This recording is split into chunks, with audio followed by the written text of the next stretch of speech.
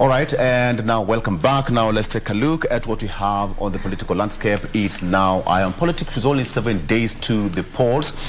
A lot is happening across the country. The politicians still crisscrossing the country. We call it the final lap. And to the IBC, it's now their time to prepare the last time for the polls.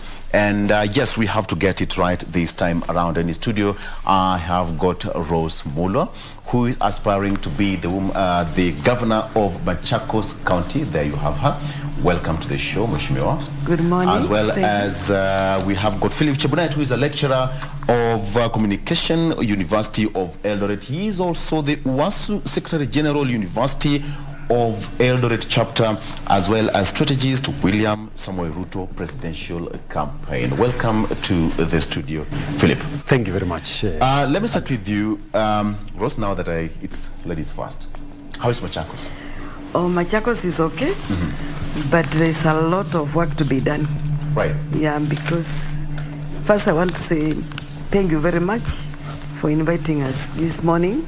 Sorry I'm late because I had another meeting from 5 a.m. I just want to say, as a party leader, Empowerment Liberation Party, and seeking Gubernatorial Machakos, Machakos for the first time has turned out to be a very, I can say chaotic somehow, because as we talk now, the main concern, Machakos is in a mess. And I'm saying this with due respect because as we talk, there is no electricity in the general hospital, level 4 hospital. And it's very sad because people with the patients in ICU and the premature babies, they've been told to take them to other hospitals, private hospitals, and we know very few can afford. I just want to say, Machakos is not where it should be. It is now. Because their systems are not working.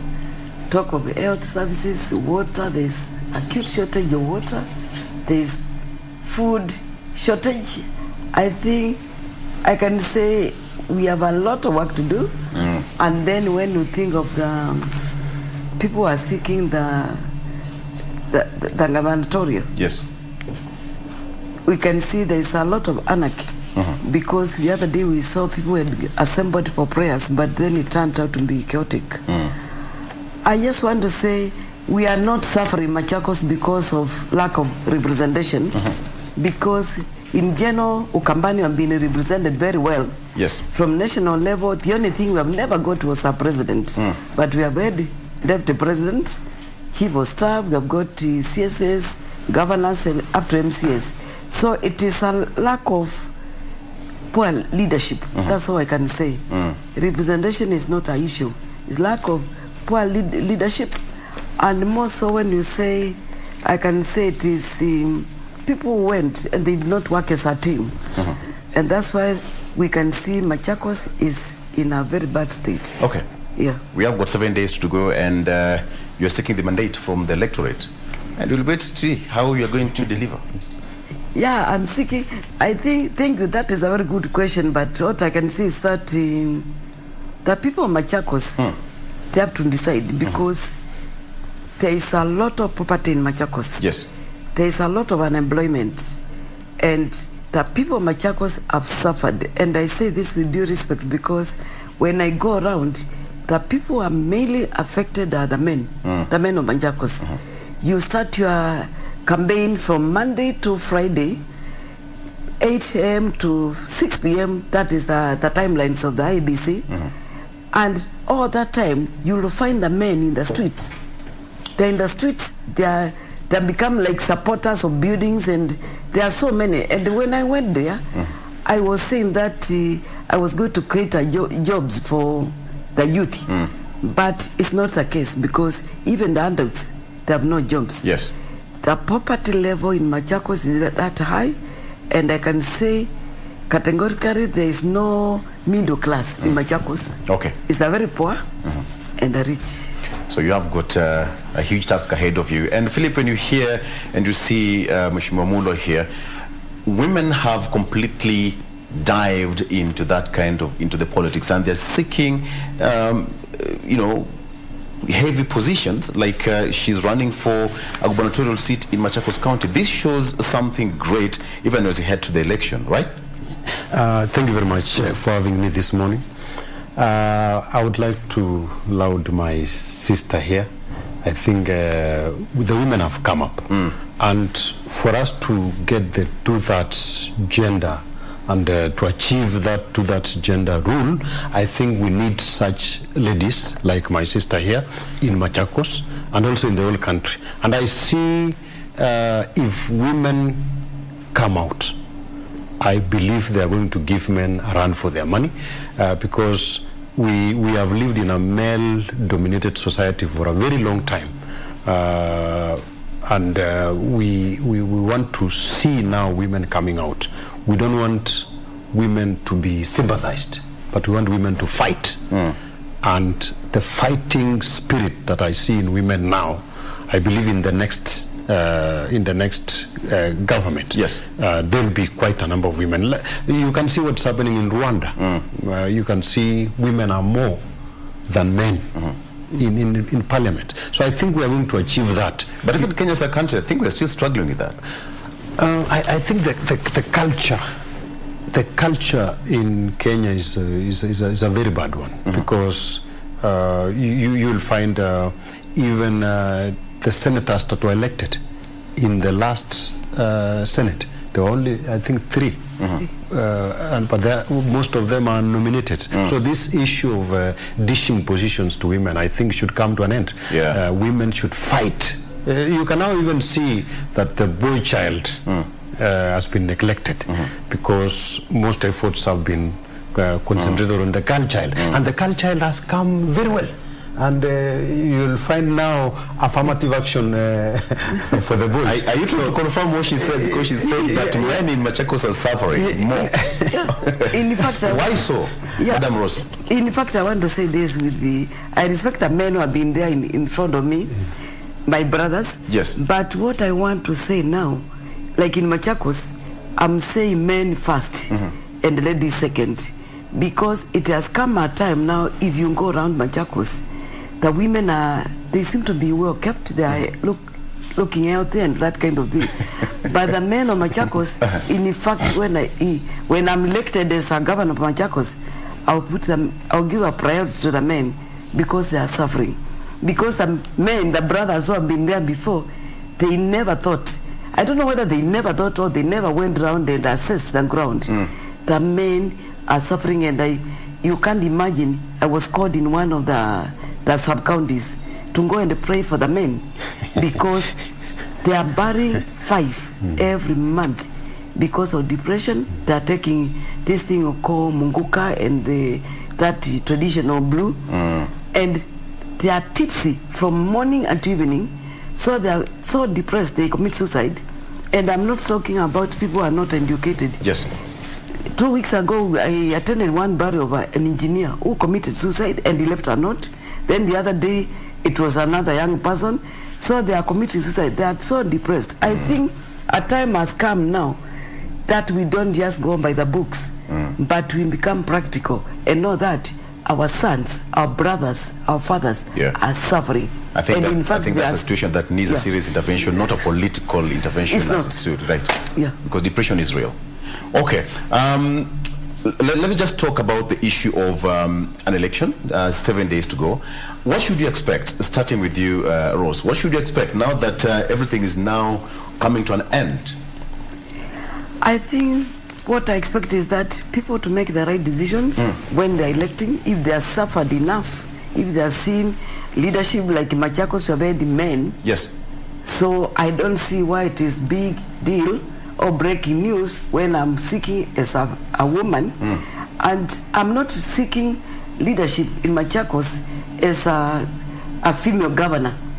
Yes, because I'm a woman, but I'm going as a leader so that I can, because I connect with their suffering, I'm transparent, I'm honest, I'm approachable, and I'm competent, and I know their needs. And do you think the nation is ready, as Kenya, as a general? Do you think we are ready for this poll come 9th of August, just next week? Yeah, the nation is ready for the election because we have been given enough ample time to campaign. And you don't need to convince people so much to vote for certain person, yes, because they know their needs, they know their suffering. Because if food is set on the table, I don't need to convince anybody that eat this food. If you really know you're hungry, or if there is water and you are thirsty, you'll take the water. You don't need to convince people, because as aspirants, we have gone round. I've stepped in every corner of Machakos County, and they know me. So it's up there. It's up to them. Yes. And I think it happens to all of us who are seeking political position. People have gone round. They know us now. The nation is ready. But the thing is, there is one thing I'm now calling it political conmanship. Because you go around, you find your aspirants have been bought by your competitor.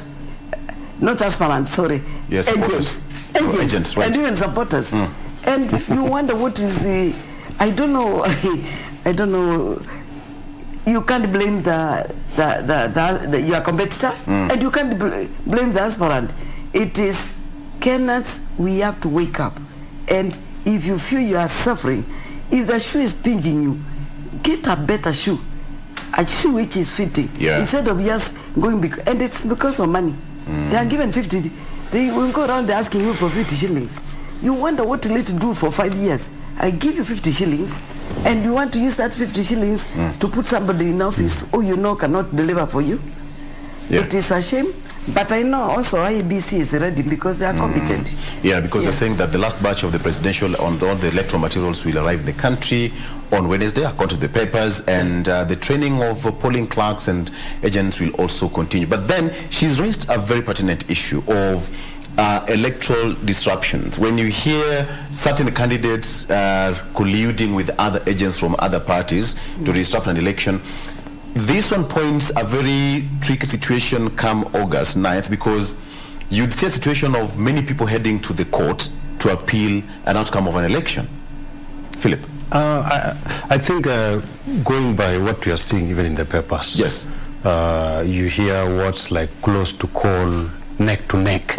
So you'll find that this is the most competitive election ever, I think, in the history of Kenya. Yes. From the MCS even up to the presidency. I think first of all we need to assure Kenyans, like the IBC. I think the IBC have been having meetings, and you have heard that the ballot papers are arriving on Wednesday. The last batch. Yes. I think IBC is ready. According to us as Kenya Kwanza, everything is ready, and I think our representatives have been going, and all parties have been going to meet with the IBC. We would like to just say that the issues like the Venezuelans, I don't know where they have disappeared, because still being tackled by the police, and we don't need to get into that. We need to avoid side shows like those ones, even as we head to the election. Talk to Kenyans, and the IBC should daily now have press briefings. I saw them opening a media center yesterday. They should talk to Kenyans every day and assure Kenyans that there will be no rigging. Like, we don't want to see the clips that we have seen, people that I think they are fake clips. We don't want to see such things. But we usually see such kind of clips, electoral cycle. I think they need to be dismissed. Kenyans should be told that, especially the aspirants like my sister here, put in effort and that finishing strength. They need to show and assure the voter that they are winning this thing. Like for us, we want to assure Kenyans that our side, Kenya Kwanza, is winning this thing. So that spirit that we are winning should come out. They should also prepare agents very well. It's unfortunate that some agents are being bought, but they need to go into the finer details of an election. Like now, the presiding officers and the deputies, the training will end on Wednesday. They need to go for the, like they normally say that those who vote don't matter in some places, but those who count, the counting, the procedure, the process, they need to be keen in the last process and also monitor the processes. When the ballot papers will be leaving Nairobi, they need to know.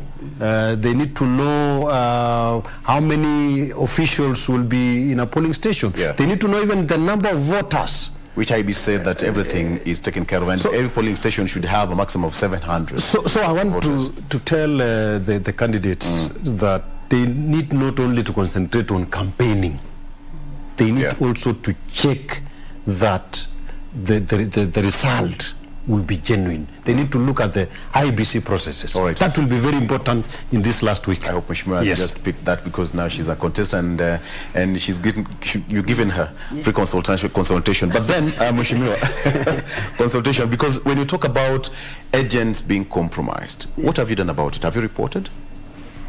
I think sometimes you leave people, the democracy. If you agree to be compromised, it's okay. But it will reach a time when you cannot handle it anymore. So what I'm doing is that we are talking to them, we are giving them civic education. Like today, the chief agents of Machakos, they are going for training at 2 p.m. with the IBC. I think the best thing, I believe if somebody wants to leave, let them leave.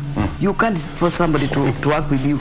And the earlier they leave, the better, so that you can get another one. So I decided, let them go. Those who want to go, then you take the others. Yeah. Because there is a limit you can take.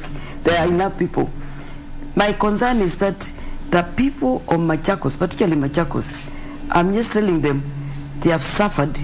They know what they are going through because there is no system which is working. I want to say this, and it's very sad because Machakos is one of the wealthiest counties in Machakos, in the country. One of the counties. But when you go around, not even 10% is used in that county. As much as we are near the capital city, Machakos is so poor. From Lolongo all the way to Masinga, everywhere, the hospitals are not working. There are no drugs, there are no gloves. As I'm going around campaigning, they want water, clean water. So they told me, Mama, we want my and perhaps that is what is happening across the country, because anytime we had gubernatorial debates across the country, and most of the wananchi who talk about health, primary health care, talk about economy, etc., etc. But when you look at the general aspect, where are we as a nation with only 7 days to go? Is there anything that is likely to change the political landscape? I think the only thing which is going to change, the thing which will change the political landscape is for the people of Kenya to wake up and they say, we are not electing a party, but we are going to choose a person. Yes. The personality now will matter so much, because you can talk is cheap. I think they have to look for performance. They look at people who can perform, and they look at the people with history. They look at people who are genuine, and they make a choice whether you are given the money they are asking for, because they are Kenyans. We talk of corruption. Me, I'm from the business sector, and when I talk of corruption, I didn't know it is that bad. Corruption is not only the politicians, it's not only the leaders who are corrupt.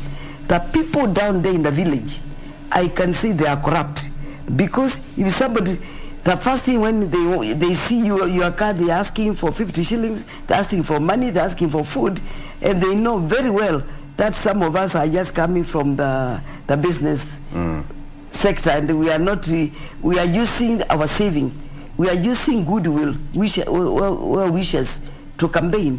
You wonder what is happening, because Kenyans have to wake up. We have to rise, and we cannot now blame our leaders for corruption, because I'm saying, if these people are giving you this money for campaign, and maybe they took loans, do you know when they end office, they are going to recover that money? And I'm sure they'll recover with interest.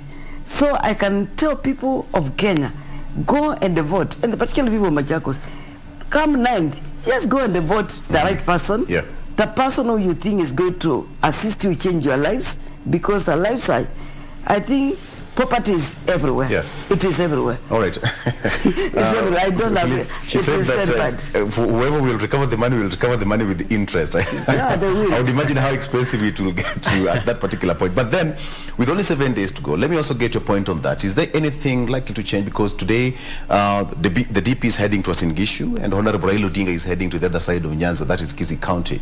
Anything likely to change in the political arena? Thank you very much. Right now, I think it is a matter of galvanizing your vote and also ensuring that your base is intact. Right. I think that's the thing that even the DP is doing. Raila Odinga is also doing the same. But what you need to be sure is whether you really have your base. I think that is the most important. My sister here has talked about the poverty levels. I think the Kenyans have to really make a decision in this election. For us, I think we have given some promises. We have given the manifesto. We have assured Kenyans everything, and it's time for Kenyans to choose the side that is going to deliver, is going to change their lives. I think Kenyans have had promises for a very long time. And you can see this election, as my sister was saying, people need money. People need money because of the standard of living. The unga is now, we are told it's 100 shillings, but when you go to the shops, it's still very high. There are a lot of false starts in this country. And the coalitions are now going around the country promising the Kenyans. So I would like to tell the Kenyans who are listening to me that it's good you listen carefully and you really weigh. You know, with these few days, there are a lot of emotions. And mostly during this time, is like when someone wants to get married to a bad boy, when she's told that this is not a good boy, they don't listen. It's only that they learn later that kumbe people were saying the truth. So right now there are a lot of emotions. Election in Kenya is not decided by facts. It's decided by emotions. So right now people are trying to build emotions even as we go to the election, and that is going to get out the vote. But what do you think should be the strategy that politicians should deploy right now? As you said, they should now make sure that their bases are intact. I think right now it's just to whip emotions and to get out the vote. What will really make this Kenyan to come and vote? Like there are some Kenyans who are saying they're going to go for a trip. I met one who was saying he has booked Naivasha, he's going to sleep, he's not going to vote. You see, they start apathy. We should make Kenyans to be interested to vote in this election. We should convince them. And I think a time has come, even for us as university lecturers, even as teachers and the others, where we need not be spectators to see just things happening and we are not participating. It is very sad that some people have refused even to vote, and they say that if you refuse to vote, you will be governed by fools. I think you have heard of that elsewhere. Right. Bad leaders will take over. So it's time we participate in this election. The stakes are very high in this election, and that's why you must come out and decide the direction this because country when you say that, I can see the kind of attention Madam Rosemole is giving, because you are an aspirant, and as politicians you are the trend setters, the agenda setters, and when you hear from such words from him, you'd start to wonder what kind of leaders you as a person or Kenya should have. Because if there is a voter apathy, you would imagine that mark, the 22 million registered voters, will not hit that particular mark. But then what will reflect at the end of the voting pattern is bad leaders. Does that worry you as a leader? I think what I want to add on what you said, most of the Kenyans, they said they will not vote come 9th August. because of what they have gone through. They have voted people who have not evaluated their suffering, and they are so desperate. They say, "Do not get out and vote." But when I went to the field, I told them, "I'm giving you a new lease of life." Particularly in Machakos, I told them, "I've not been in politics. I'm coming with my manifesto," and I put them through my manifesto, and they connected so much that you could see when you go to a meeting and you want to address them, you see them very attentive, to the extent by the time last week I finished my campaign, the road shows and that kind of thing, the big gatherings and meeting special groups, they connected and they told me, "Where have you been all this time?" So the thing is, the candidates, you have to go and sell your manifesto, you have to rate with them and interact with them, so that they can know, oh, there is somebody who has got us at heart. Because they feel that the people have been ahead of us, they have not been considerate. It's very sad, because when you go and find a family where they have educated 4 children and none is in school, is working. They have educated 5 children, none is working. The parents are in pathetic situation. They are so poor. And then they say, then it has affected also the neighborhood. They say, "Why educate mine when my neighbors educated their kids and they are not working?" That way, the education level has gone so much down in Machakos, such that even the government, which is in the office today, they even want me, when you enter office, make sure the education, you encourage them. Okay. So I just wanted to add this. So what there is, we have to go, it is like we are using persuasive language to tell them, go and this cuts across the entire nation. Yeah, it does, because Machakos is not in isolation. It's part of Kenya. So I believe poverty, education, water, and all this, these people saying they don't want to vote, is affecting the whole country. Let me ask you this one, because we've seen direct attacks between the deputy president and his boss, the president. And yesterday, the president, had time to respond and say that, "I'm not interested in killing anyone." That's according to his words. He has been in power for 9 years. He had all the powers to do whatever he wanted, but there he is. He never did anything. What do you think that kind of direct attack, or who do you think it will favor, if at all there is? If I may comment on this one, I think it all starts from even the lower levels.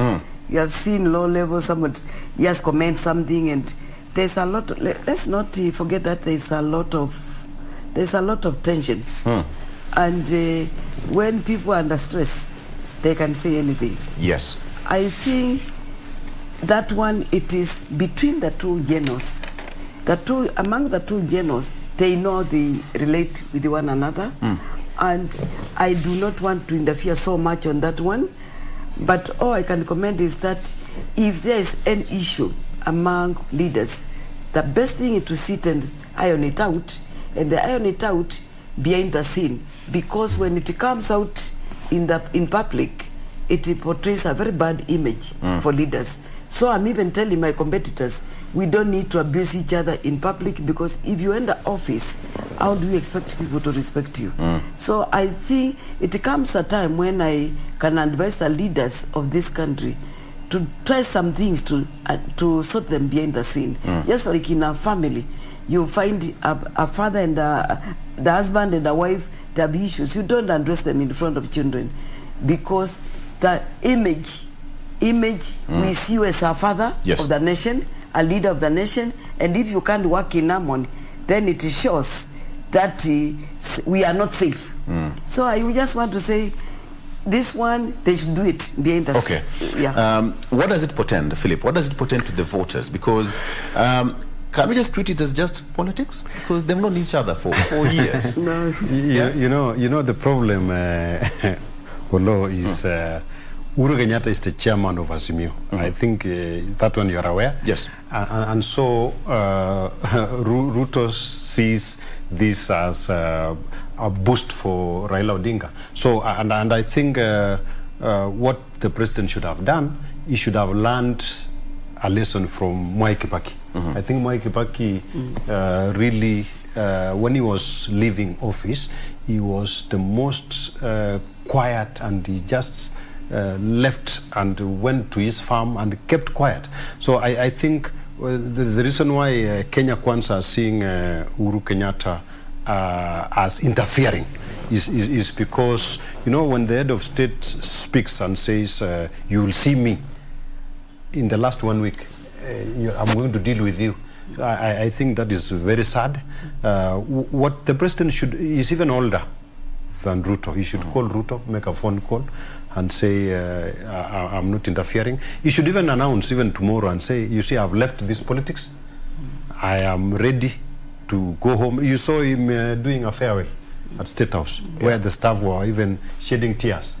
And he even went for the armed forces ceremony. Those are the things we'd like Uhuru Kenyatta to be participating in, and unite the country, tell the country there will be peace, and really leave Raila to square it out with Ruto and Wajakoya and the others. You know, it's like what the president is doing. Like I was watching a football match where I think Manchester were playing with another team, and then after the match was over, I think they had headed to the dressing room. The referee comes back after the VAR and says there's a penalty. So I think you remember that match. And I think this is what Uhuru Kenyatta is doing, because really he should not give an advantage to another competitor. So I think that's why as we head to the election, emotions build up. Yes. And every disadvantage that somebody sees that there will be a disadvantage here, somebody will rise up and resist. And I think when you join politics, I would expect that the name of Uhuru Kenyatta will not miss to be mentioned, because he is in the thick of things. He should have just been an advisor to everybody as a president, and say, please compete. Like I like the way he talked yesterday, and he said that everyone has a right. I'll vote. I have a right to vote. I have a right to support. I think yesterday the tone was changed. And I think going forward, I think that's not something that we're seeing. Okay, maybe for him it was an isolated case. But then what we see on the political podiums, some of the bites that we have from the political, we can't even air some of them. We edit them for the sake of the viewers' consumption. But what really happens there, and you know this, madam, what really happens? I want to comment on this. Yes. Because I see some utterances can be very offensive and can have bad influence. And I want to say this now at the Machakos level. Now, not Machakos level, generally speaking. Now, the other day, yes, I just want to say some comment, particularly when you are leaving office. They are very dangerous, because you have to hand over a country which is peaceful. And you don't want to leave chaos. You don't want to be seen to take sides. And that's why I said, as parents, you don't need to speak in public and be seen to take sides with one child. You make decisions. For example, when they went to Machakos, there was a rally there, as Azimio Party rally, they went there. Then the outgoing governor, Mutua, he commended and said he was supporting a certain candidate for gubernatorial, and that has caused a lot of chaos and the anarchy and the fire in Machakos, because you might say you are supporting certain person, maybe, and then maybe your performance was so bad, so you'll be associated and linked with people. Will say, if he behaved like this and he handled things like this and he's supporting this person, so they are birds of one feather. They flow together. So it has brought a lot. And unlike the Azimio presidential candidate, that is the Honorable Raila, himself, he said, I know Azimio as many parties which have coalition with Azimio. There are many parties which are in coalition. Therefore, I'm not telling anybody to step down for another one. I'm not preparing anyone. Okay. I'm giving everybody an opportunity. Now, the same way thing applies to the president, the outgoing president. I feel that he should not have supported anybody. He should have just come out and said, let people go and fight. Me, I've done my part. Whoever comes in, I'll work with you, and that kind of thing. We saw when President Moi also tried to give a preferred candidate, and it never worked. Sometimes it can be very... But we've all had reasons why that never worked. That was way back then, and people said that his preferred candidate then was inexperienced and still had to go through the political process to strengthen his base, and now here we are. But then, Philip, let me just get your point on this. According to the polls, so far, we've had different polls, 2 or 3 different results, and you said neck to neck, tie, some particular words. Is this likely to change with only 7 days to go?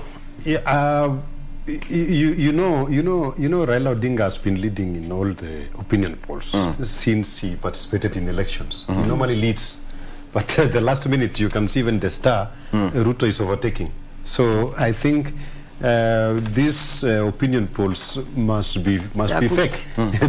These ones must be cooked, because I think also this is setting up people to move to the Supreme Court. Like you saw in yesterday's paper that both sides are preparing lawyers to move to the Supreme Court, because somebody will say that I used to lead in the opinion polls. Yes. And so what has happened? This is creating tension.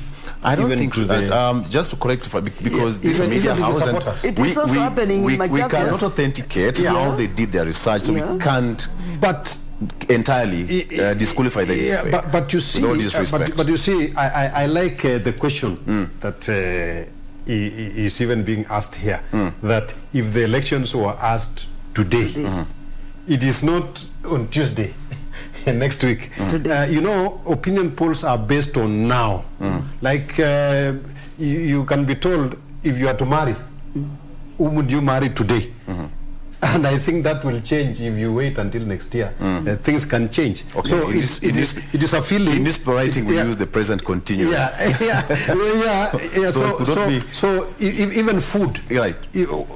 That's why we say, Victor, give us this day our daily bread, not weekly. All right. Not monthly. Okay. I just want to excuse myself a bit. So it changes. She's going for our sister's station, radio station. I want to give you 1 minute, Madam Rose, to give you final remarks so that we can release her to go to Mulwa FM. To the people of Machakos, 7 days to go. What should we expect from you? To the people of Machakos, I'm asking you to wake up on 9th, and you'll go to the ballot polling station and vote. And you vote. You can face the camera. Yes. You vote Rose Mulwa. I'll be number 2 on the ballot paper, and I don't want you to vote because of being coerced. I know a lot of things are going on, and there's a lot of bribery. There's a lot of people going around cheating you. You vote wisely and get me in the ballot. Get me to the gubernatorial. I'm going to sort out your water problem, your hospital problems. There are no drugs. I know food is not there. I've been trying to give food, but it's not enough. I plan to continue with that. The road network is very bad. I want to connect all the sub-counties with good roads. And there is also the infrastructure. There are 42 slums in the river. I plan to build local houses so that at least people can live decently in Machakos. We have a lot of land. The money is there. And the people of Machakos, I also want to talk to the men of Machakos. I connect with you, I feel with you, because I know you are suffering. You have gone down with the no money, poverty is there. I plan to devolve all the services of Machakos.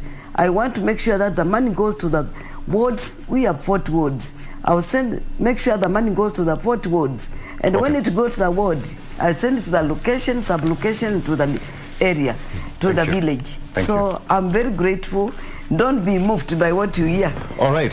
Thank you so much. We wish you all the best. At the end of the day, it's the people of Machakos who will decide. Just a few days to go. So, as you know, KBC, we just wish you all the best. So let's take a break. When we come back, we're still going on with this debate with Philip Chebunet, still with me in studio. Let's take a break. We'll be right back.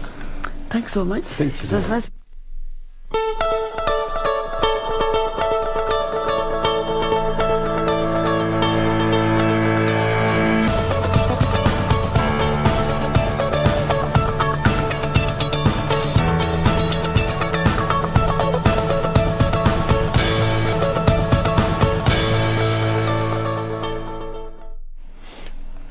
Welcome back. Now let's have this talk now with Philip Chebunet in studio.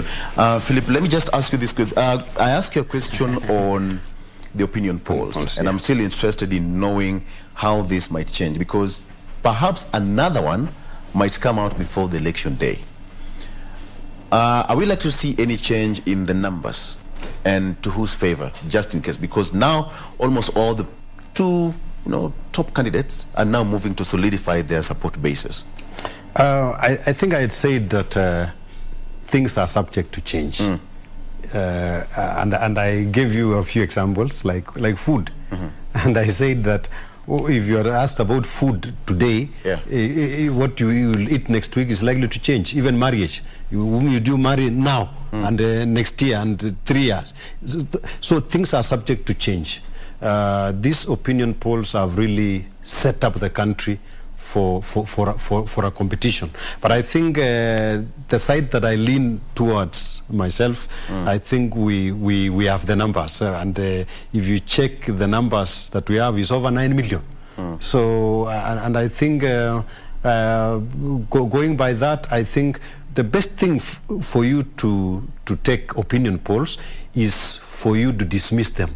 If you accept them, it might be tragic. I think to be on the safe side, I think it's good just to dismiss them so that you will not get a heartbreak. Even for the other seats, Gubernatorial, the MPs and the senators, it is good just to dismiss. If you are a supporter of a leading candidate, I think it's just good to be on the safe side, just dismiss them and do your homework.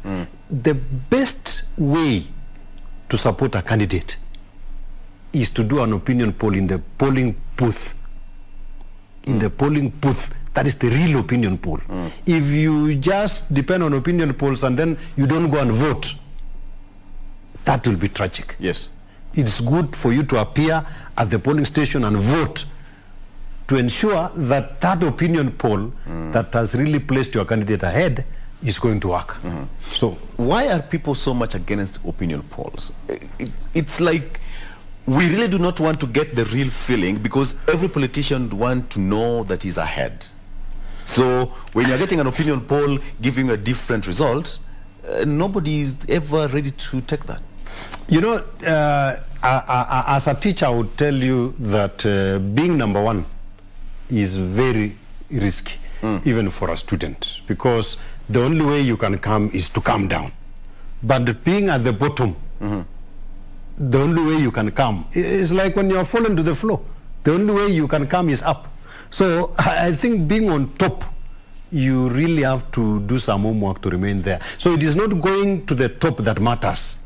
It is remaining at the top. So what a candidate should do in these last stages, it should not depend on how far or the way he has been ahead. Yes. It should be the basics and ensure that this voter comes to vote.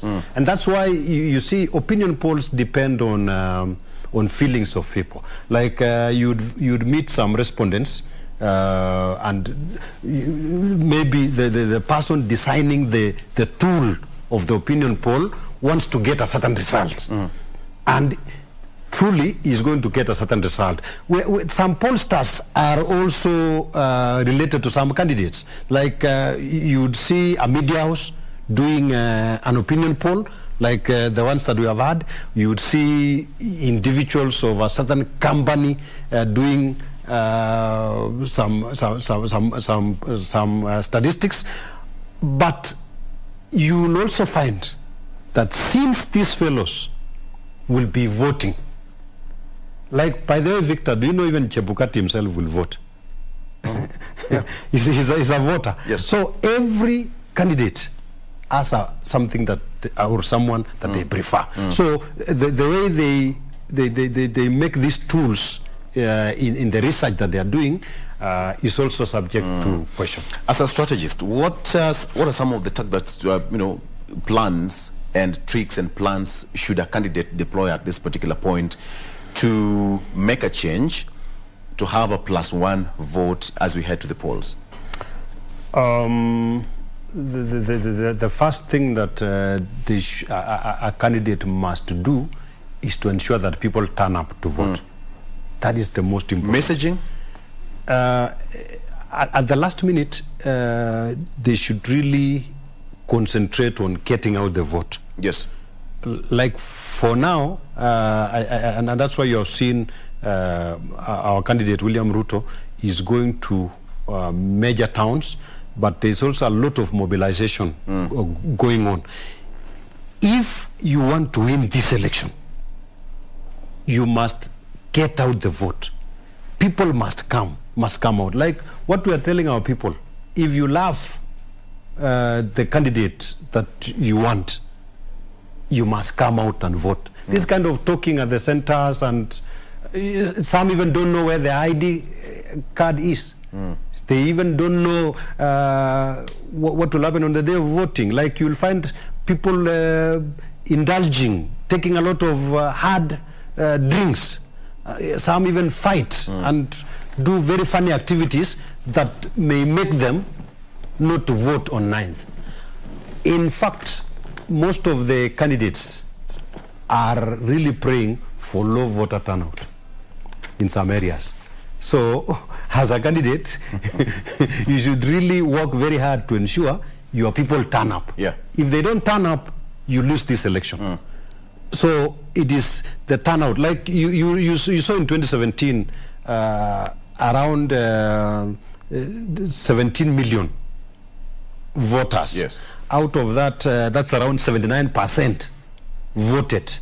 So we expect this time around, because of the competition that is there, that people are going to and also the standard of living. That's the other thing that is going to bring people to vote. The price of unga and even fuel, the things people go through, number one, the candidates, number two, the things people go through. This is what is going to bring people to vote. This time round, Kenyans are interested in their lives improving. And that's why we are offering that as Kenya Kwanza. We are saying that the lives of people is going to change from the bottom-up economic model that the Deputy President has been saying is going to really make people come up to vote. Yes. It has been termed as a transition election, and that is why it's quite important. Perhaps are politicians ready to accept that defeat aspect? I think because everyone is ready to win. Yeah, when you participate in any election, you should ask yourself two questions. Number one is, as you even think of what if I lose, you should also be asking yourself, what if I win? What if I win? Yeah, so that should really come out in your mind. Not only what if I lose. You know, human beings are pessimists in nature. So there is a lot of doubts in their minds of losing. They really have that losing mentality. But for us is, what if we win? That should be someone who wants to win an election. So think of winning. And I think it's good for every candidate to think of winning.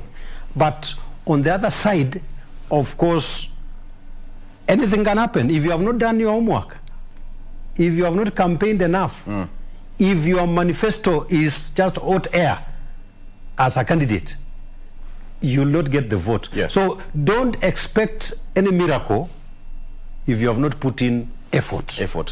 You're spoken like a teacher. Yes. But then finally, as a nation, what you should expect in the next 7 days? What we expect is we need a peaceful environment, and we expect the candidates to also do their campaigns in a peaceful way. We expect the final rallies. Like for us, we had booked Nyayo Stadium, and we still expect to go there on Saturday. I don't know whether things have changed. We expect the final push, the show of might, and you have seen that in the towns that these candidates, the top candidates. I've got. It's unfortunate that Wajakoya and Mwaure are not giving us the competition. I think we should have a third candidate. Like, you remember, Kalonzo used to be one of the third candidates that was bringing a lot of competition in the last election. I think we expected these others to... Let's take a break. Let's take a break on that. Just hold on that, because I'd want to get more on the final preparation, because the last election campaign is over the weekend, and now what we should expect in the next coming days, even as we head to the polls. That's quite important for us to understand. So let's take a break. We'll be right back.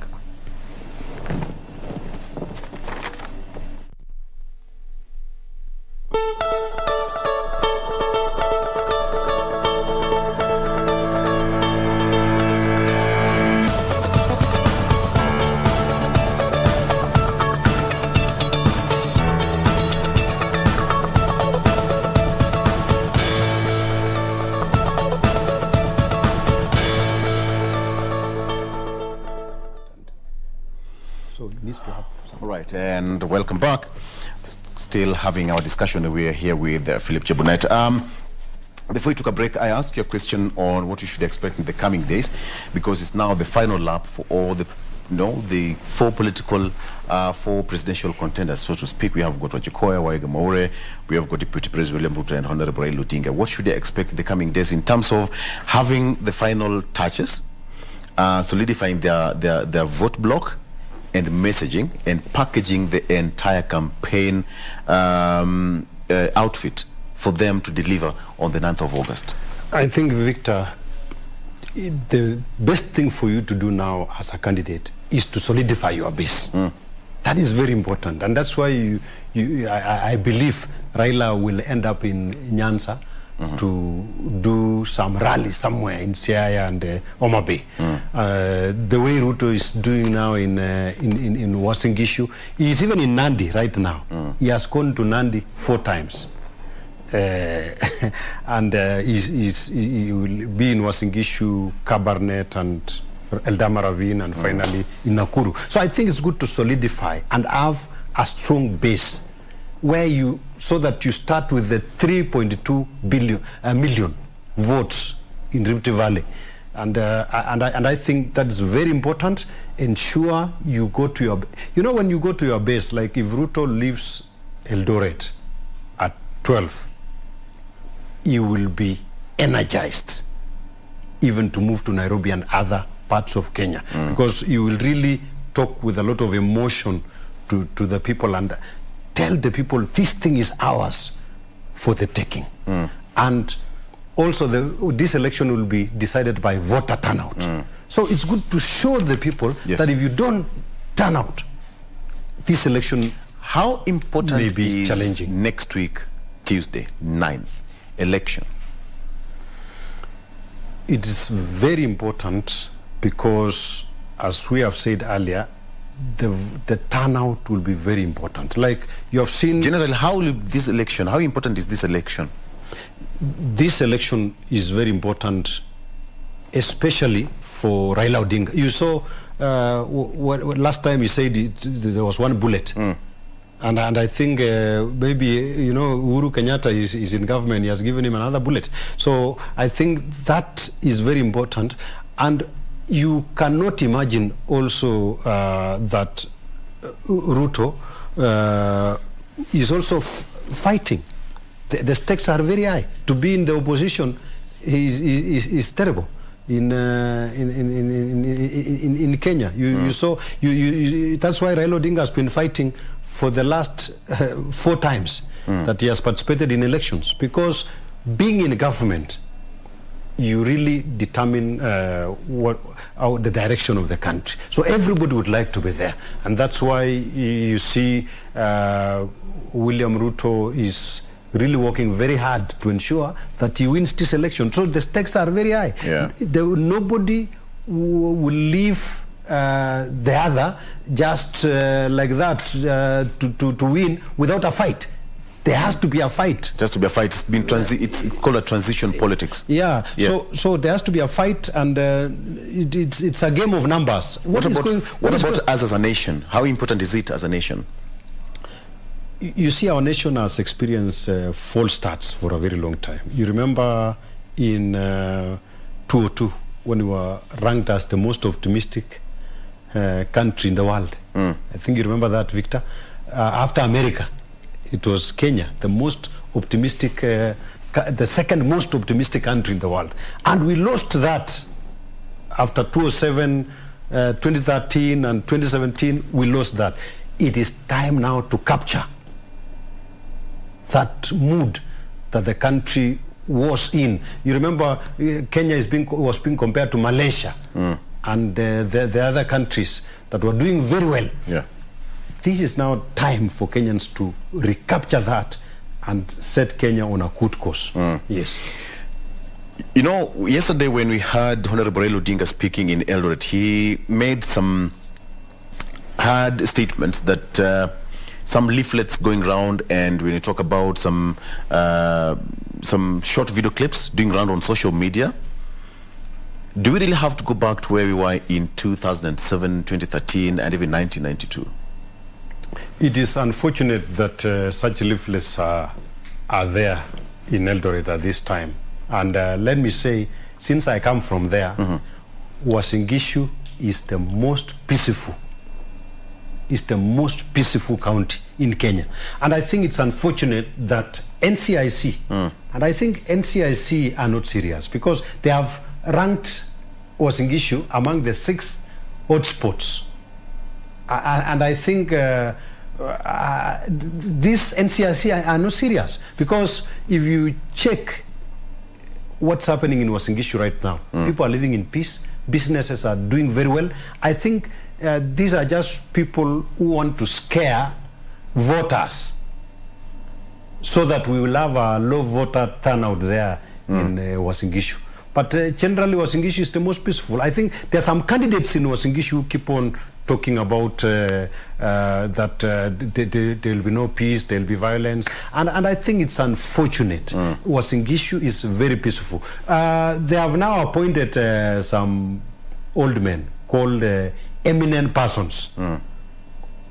I think that is just wasting time and wasting public funds. They should appoint those eminent persons maybe to guide and counsel the youth and